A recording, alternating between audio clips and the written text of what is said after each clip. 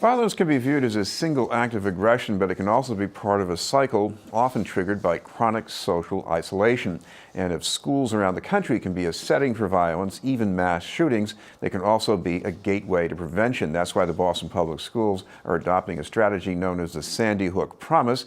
To explain is our guest from the BPS, the Senior Director of Behavioral Health Services, Andria Amador. Thank you very much for being with us, Andria. Thank you. Put this in context, because this is not just the square one of prevention in the Boston Public Schools. You've been doing something before this. Yeah, thank you for inviting us here today. We're really proud of the work that we're doing in the district. We believe that all students should attend a school that is safe, that's engaging and rigorous. And so there are many ways that we address accomplishing that goal. It starts with a framework that says, what does each school need to accomplish that? We've used, as one of our frameworks, multi-tiered systems of support. It's a tiered framework that allows us to provide intervention and prevention across both academic and behavioral health domains. And so creating structures that allow schools to prevent problems from happening and responding quickly is really important. Another strategy the district's used for many years is involving a wide variety of community partners. We're very fortunate to work with a large number of local community-based organizations, universities like UMass Boston, mental health partners such as Home for Little Wanderers, and hospitals such as Children's Hospital. And so by building on internal resources, our teachers, our principals, and our specialist staff, and partnering with external partners and city agencies such as the Boston Police and the Boston Public Health Commission, we can provide a pretty comprehensive approach to creating safe and supportive schools. Now, when I hear Sandy Hook, I'm thinking of somebody who goes into an elementary school who doesn't go there anymore, and kills all these little kids. But what students in the Boston Public Schools are more likely to experience is maybe not even violence in the school, but maybe in the neighborhood, right? So certainly our students do experience trauma in the community, and we as a school system need to help prevent as much of that trauma as we can by creating prevention programs where students are learning the skills they need to resolve problems peacefully. So part of this work starts with prevention. How do we build the social skills that kids will need to be successful in school, in the relationships, and in life? And so again, there's not a one source solution to this. It's a multi-pronged support. So teaching kids social emotional learning skills is very important to the district. One of the programs we use to do that is Second Step, and it's a K-8 curriculum that teaches kids a variety of skills like empathy and problem solving that they need to be successful in their relationships. We also then build on specific skills of making students aware of what experiences they may have and how to cope with them. So using programs such as Break Free from Depression or Signs of Suicide lets older kids know that these are issues that they may be facing, their peers or their family may be facing, and there are resources to address those in the district and with our community partners. And so how do we approach this problem from a prevention and a skill building, both of students and staff? So the kids are in schools that feel safe, feel supported, and have evidence-based practices to support a wide range of behavioral health needs. And then sadly, when community violence does happen, it impacts our schools. Our schools are in our communities. Our kids have family members that are often the victims of that violence. And so we as a school district have a very well-developed crisis response team that can support kids when a community event has happened.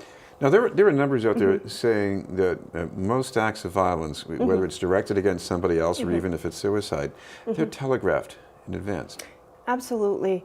So we know that acts of violence are often committed by people we know, either in our community, and so either if it's an act of violence or a suicide, 80% of those events, the person that's going to conduct that event has told someone else. And so an important part of the Sandy Hook Promise program is the Say Something program. And Say Something teaches kids that not only is it okay, it's our obligation as community members to speak up if someone's threatening violence against themselves or their peers. So the Say Something program goes in and it really talks to kids about How do you get help for someone in need?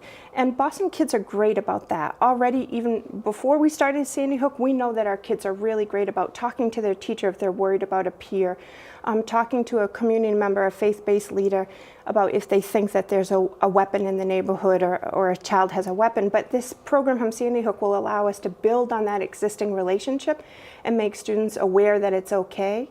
And eventually we'll be launching a reporting line so kids can anonymously report threats. This has been our news. We're talking with Andria Amador from the Boston Public Schools. Andria, talk about that need for anonymity, because a lot of us, myself included, grew up with, don't be a snitch. I mean, how do you teach a kid the difference between that and trying to prevent something terrible from happening? Well, first the conversation starts with community. Having schools be a place where kids feel like they're an important member of the community is where the conversation starts. Kids have to feel that they're empowered to make a difference in their school, that they're part of the community. So another piece of the Sandy Hook Promise program is a program called Start With Hello. And it's about trying to combat that isolated feeling that some kids have and making them realize they are a valued member of the community, they have a voice and they're important. So first we have to start with creating that culture, that this is our school and we all have obligations to keep it safe and we're all really important. And then once students really feel that that's true, then they're more likely to say, not only do I feel safe to report something, but that I know folks are going to listen to me. But that anonymous reporting line helps a lot of students take that scary first step. So we have a bullying prevention hotline currently in the district. We know that Boston Police has a crime tips hotline. So we do have some anonymous mechanisms. The Samaritans have a teen tip line, a talk line as well. But this new partnership with Sandy Hook will allow us to expand that beyond just violence and suicide to any type, and bullying, to all types of concerns a student may have. And in other districts where they've launched anonymous reporting, they've seen that the reporting about incidents has gone up, and it's allowed districts to intervene faster, to get in and get help to kids who need it. Well, you're asking people to be observant about things in the schools, but you're also concerned about what happens on social media too, right? Sure, absolutely. We know that the life of our students is heavily influenced by what happens not just in the school day, but outside the school day and on social media.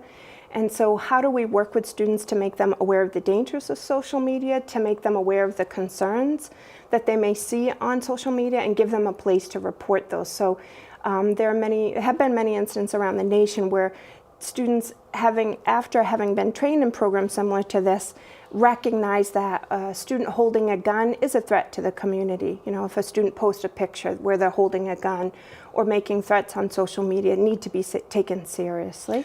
And we work very close with the Boston Police Department. We're very blessed and fortunate to have the police department we have in Boston. And we work on a near daily basis to bring concerns forward and get kids help. Because it's all about avoiding violence, avoiding youth entering the juvenile justice system. It's about getting kids help. And we're very lucky that the Boston Police partners closely with us on that. And to make this work, you need partnership from parents too, right? Absolutely. Absolutely.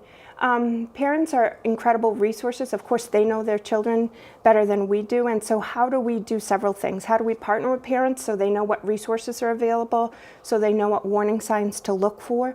When we have solid parent partnerships, when there is a problem, then the parents really want to work with us and collaborate and coming up with solutions.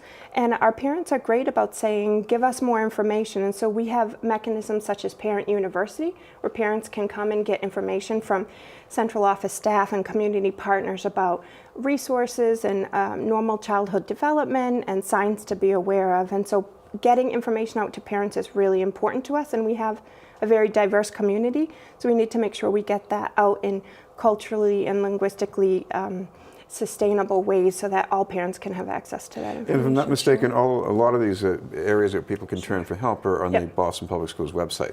Absolutely. If folks want more information, they can visit the Boston Public Schools website.